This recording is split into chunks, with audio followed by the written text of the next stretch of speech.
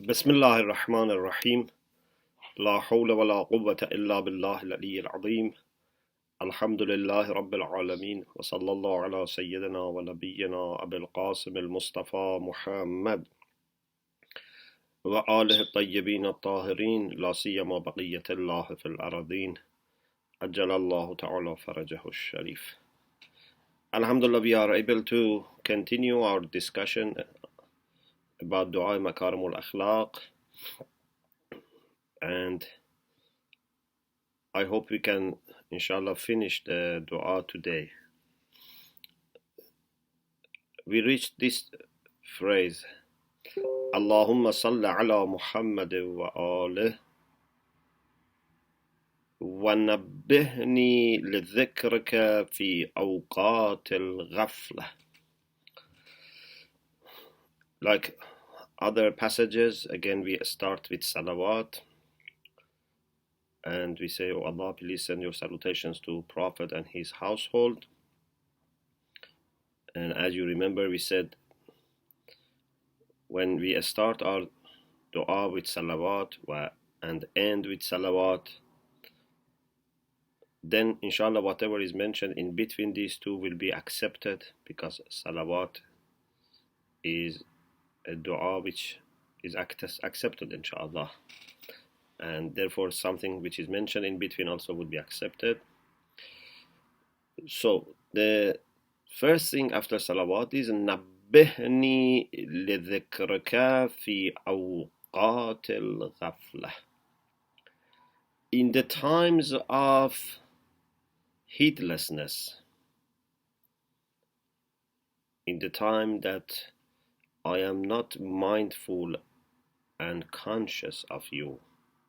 Ghafla. Ghafla is perhaps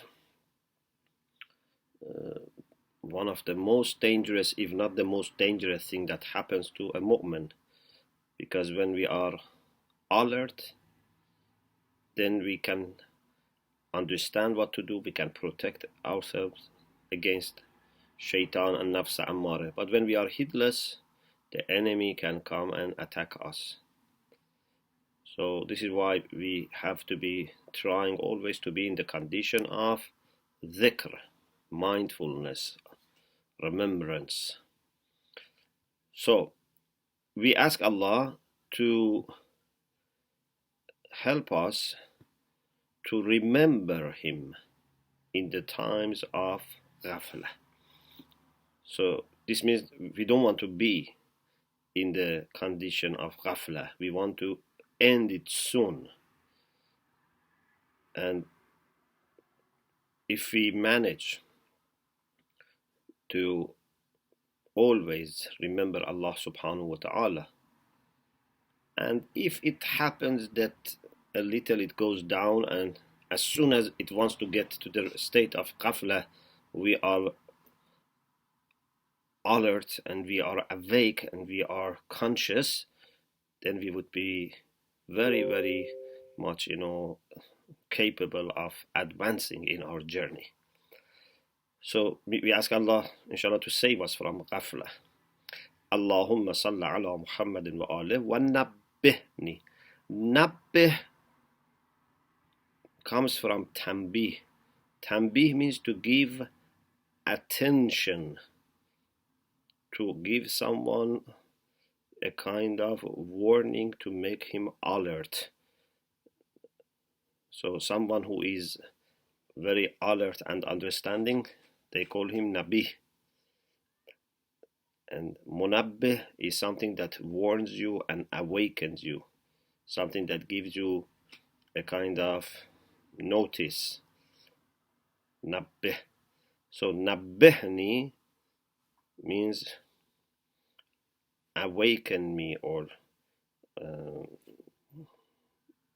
alarm me, make me understand, make me conscious for your remembrance in the times of ghafla. واستعملني بطاعتك في أيام المهلة. And please use me for your obedience in the days that I have been given opportunity to carry on. Muhla. Muhla is a time period that you are given to continue. For example, you have rented a place and 1 month is remaining from the contract. This is your muhla. Or you go and ask for 3 months extension. That is your muhla. So before your muhla finishes, before the deadline comes, you have to make sure that you are ready to depart, to leave the house. Or for example, you are given exam papers. You have 1 hour, 2 hours. This is your muhla. This is the time that you are given opportunity to carry on.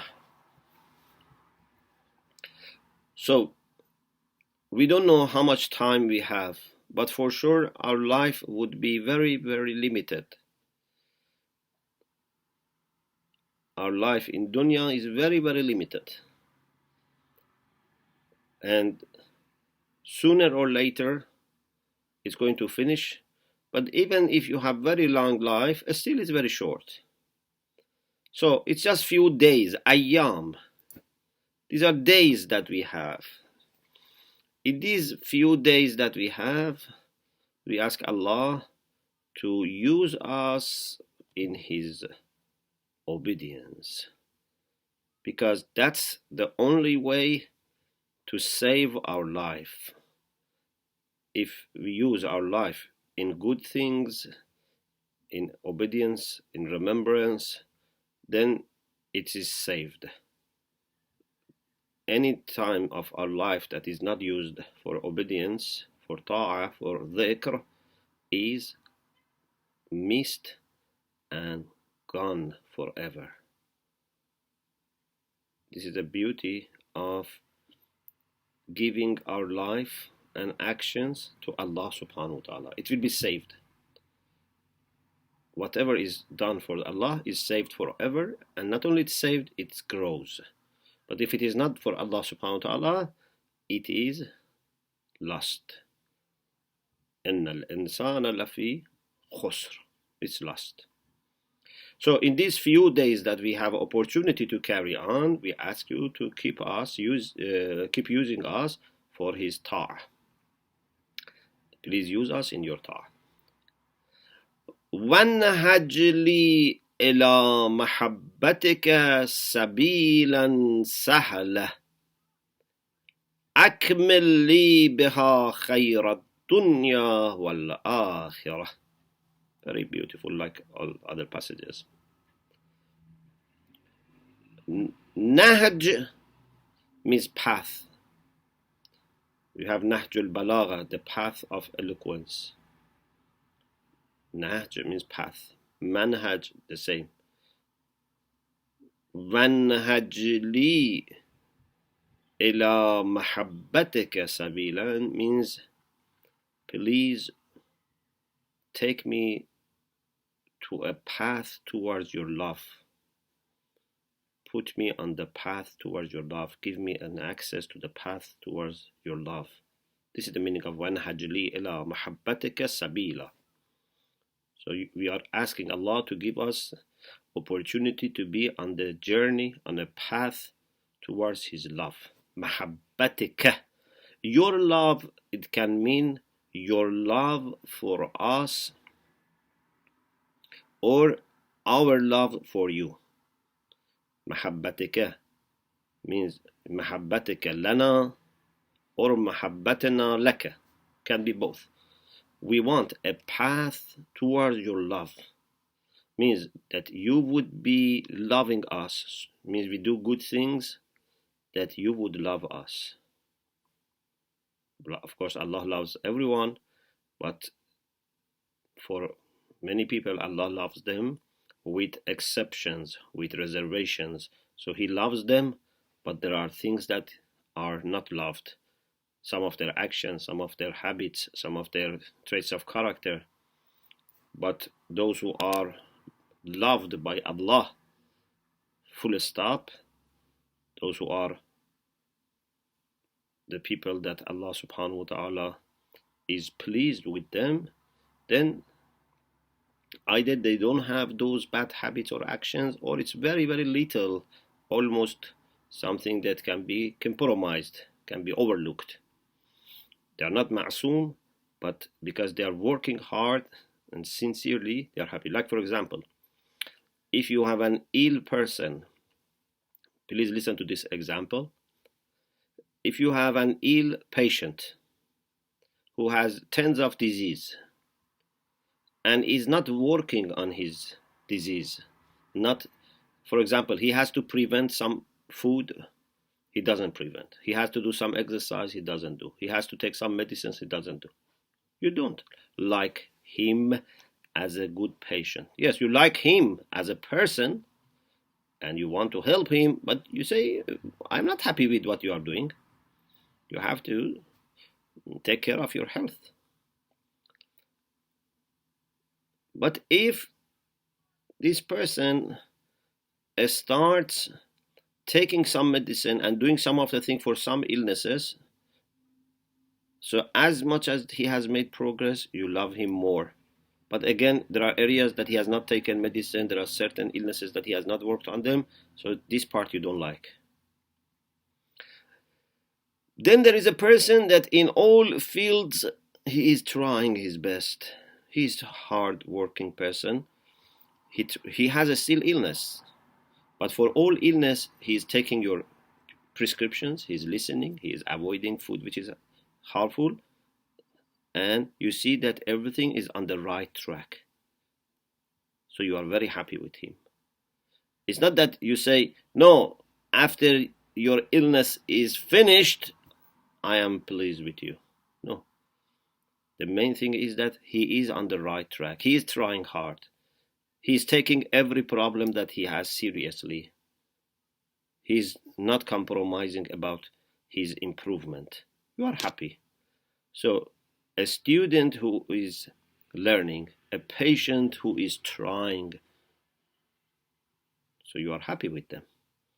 So those that Allah subhanahu wa ta'ala finds them that they are really working on themselves and trying to stop their bad akhlaq, their bad habits, their bad actions, Allah would be loving them in a special way. And in a sense, we can say, loves them without any reservation. Of course, they are not perfect, but in this sense that I'm saying, because Allah loves them and knows they are doing their best. So, either we want a path to receiving such love from Allah, or we want a path to be able to love Him, which is again another great thing, that if you fall in love with Allah subhanahu wa ta'ala, automatically you do everything good that you can do, because you want to get closer to Him. You feel you are in debt to Him. You feel you want to draw His attention towards you more and more. So we say to Allah subhanahu wa ta'ala, please put me in a path toward your love, which is sahla. Also, I want a path that would be easy, because I am not sure about my commitment, about my determination. So I request you to put me in a path which would be not demanding too much, not challenging too much, not stretching my capacity to the last point. As much as possible, please, with ease, with afiyah, take us into this path. And one of the beauties of love is that everything becomes easy. It's not that you don't work hard when you are a lover. Actually, a lover may work hard, but it becomes very easy and enjoyable. Imagine if I am, for example, expecting a guest and I love that guest. My, for example,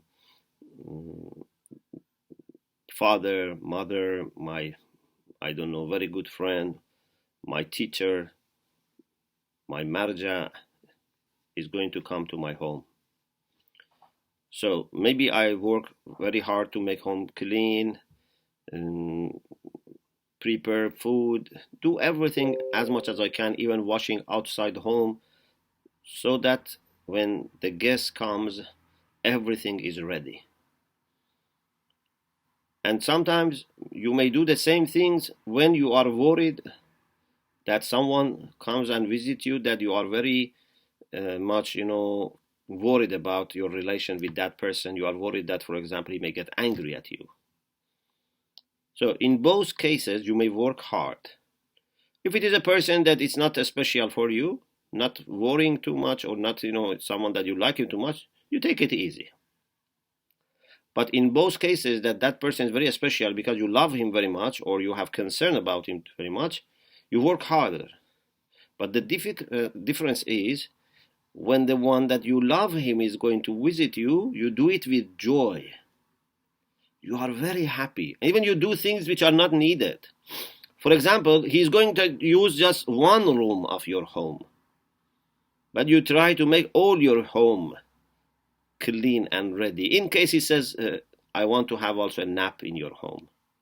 So not only you make the living room or guest room, for example, clean, you do another room also clean in case he wants to stay, for example, longer. So this is all out of joy. The beauty of loving Allah is that you may do many, many things, but you don't feel that they are difficult. You do it with joy. Plus, you would always think that you have not done anything enough. You don't start admiring yourself and suffering from ujb. وانهج لي إلى محبتك سبيلا سهلة أكمل لي بها خير الدنيا والآخرة. And if you give me this access and put me on this path, easy path of your love, then you would complete with this for me the good of dunya and the good of akhirah. So give me this path of loving you or being loved by you, and therefore complete for me with this khayr dunya wal akhirah. So it means that when we love Allah subhanahu wa ta'ala and are loved by Allah subhanahu wa ta'ala, all other good things come in dunya and akhirah. Everything will be sorted out. Anything which is significant, anything which is important, anything which matters to you would be sorted out. And if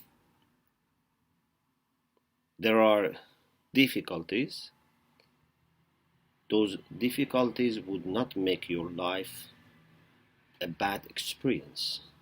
Still your life is meaningful, still your life is something that you enjoy and you love. And of course for akhirah would be even free from those difficulties of dunya. Allahumma salli ala Muhammad wa alih كأفضل ما صليت على أحد من خلقك قبله وأنت مصل على أحد بعده. O Allah, please send your salutations to the Prophet and his family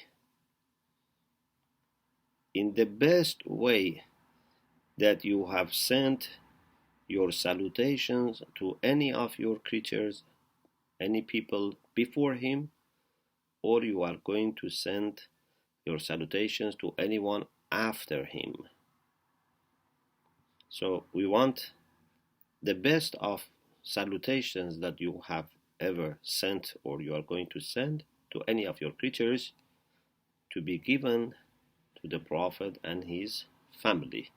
كأفضل ما صليت. It shows that the concern is not that no one else should get this much. The concern is that they should get the best that you give to other people. So maybe, for example, Allah subhanahu wa ta'ala, for example, give Prophet Ibrahim, for example, very good salutation. So we want anything which is at the top to be given also to the Ahlul Bayt. Of course, it may be possible to claim that at the end they would get the best, but the focus in this expression is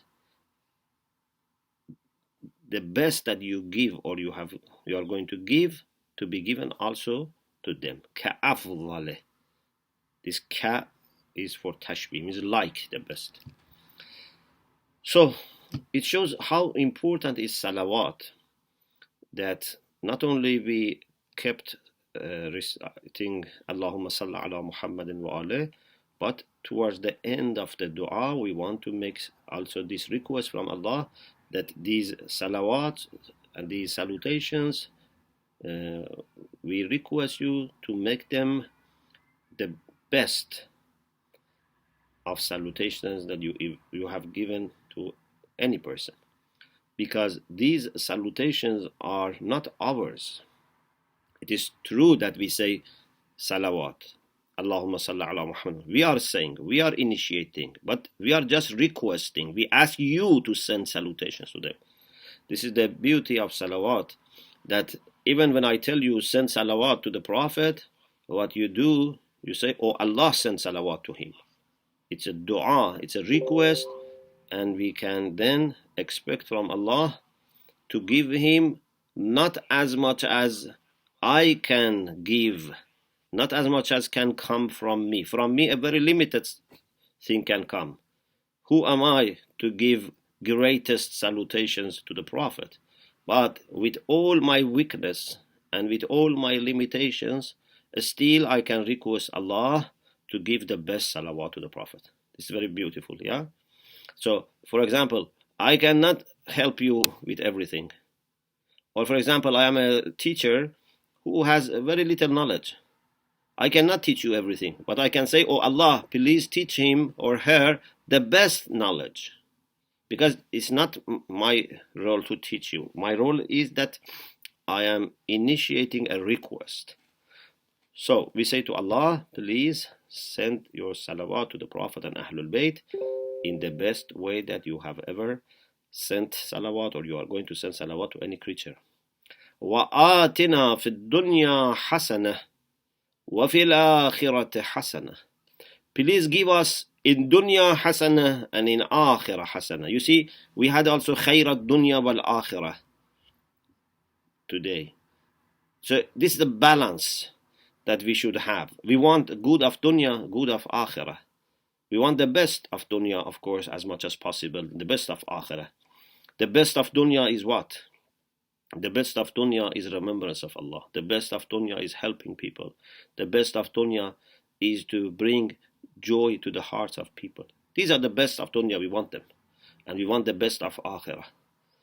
So, a moment is not one-sided. It's not only thinking about akhirah, forgetting dunya, or only thinking about dunya, forgetting akhirah. آتنا في الدنيا حسنة وفي الآخرة حسنة.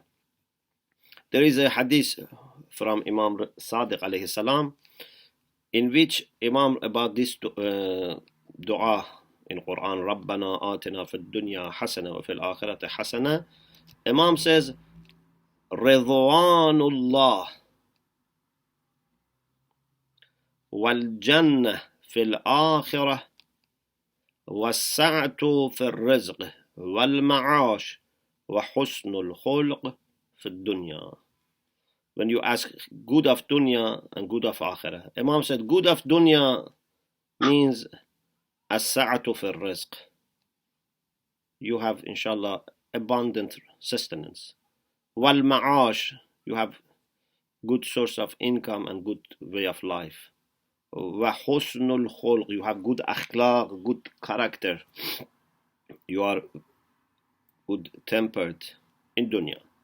So basically, you are able to have a decent life and with good akhlaq in dunya, and to be able to have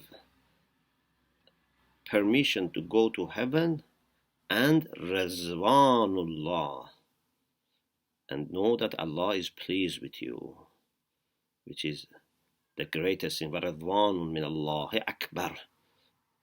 That's the greatest thing that can happen in heaven after, being given access to heaven and having everything. But what really completes the joy is that the people who are in heaven will be told that Allah is pleased with you.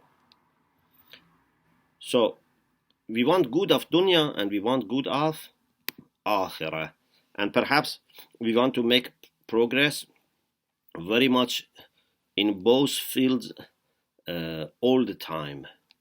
It's not some days you only work for dunya and some days only for akhirah. No, every day we work for dunya and akhirah. This cannot be separated. وَقِنِي بِرَحْمَتِكَ عَذَابَ النَّارِ. This آتنا في الدنيا حسنة وفي الآخرة حسنة is plural as it is in the Quran. ربنا آتنا في الدنيا حسنة وفي الآخرة حسنة.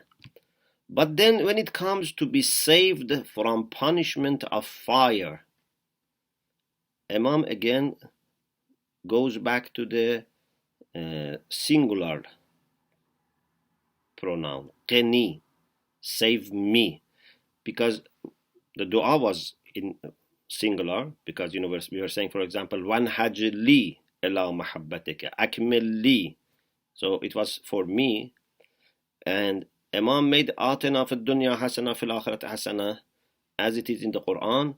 But again, when it comes to being saved from punishment of fire, he uses me. Why? Maybe the reason is that this was the way the dua was planned from the beginning and should end with the way it was planned. And that is that when I am in my, for example, private conversation with Allah, or even if we are recited together, but everyone is speaking to Allah subhanahu wa ta'ala, we speak it in this way. Or as some people have suggested, maybe the idea is that Imam doesn't want to suggest that other people are also to be worried about punishment of fire. He talks about himself. Give good of dunya to us, give good of akhirah to us. This has no bad kind of connotation. But if I say, save us from Jahannam, maybe some people think that I am somehow insulting them. Especially if I say, birahmatika, with your mercy. It means that, because for myself I can say, there is nothing good in me that can save me, and it is only your rahmah that can save me. But if I say, for a group, I should be sure that they are happy that I would say this on their behalf. Otherwise they would say, why, Sheikh is, thinking that we will go to hell unless Allah's mercy is, saving us. So some people said maybe Imam is trying to observe the maximum politeness and speaks about his own concern for punishment. And as I said, maybe it's also a way that dua is planned. And although Imam mentioned atina fi dunya hasana fil akhirati hasana because of the Quran, but before ending the dua, he goes back to the normal style which was in dua. So we ask Allah subhanahu wa ta'ala to, inshallah, give us whatever has been mentioned in dua, and with the best of understanding that Imam had when he made this dua. Maybe there are many things that we didn't understand, or many layers of the meanings that we missed, but we ask Allah to give us the best things that Imam alayhi salam has asked for himself in this dua, and has actually taught us to ask Allah subhanahu wa ta'ala in this dua. And we ask Allah subhanahu wa ta'ala to give us everything good that He has given to any of His servants and to save us from anything bad which He has saved His servants.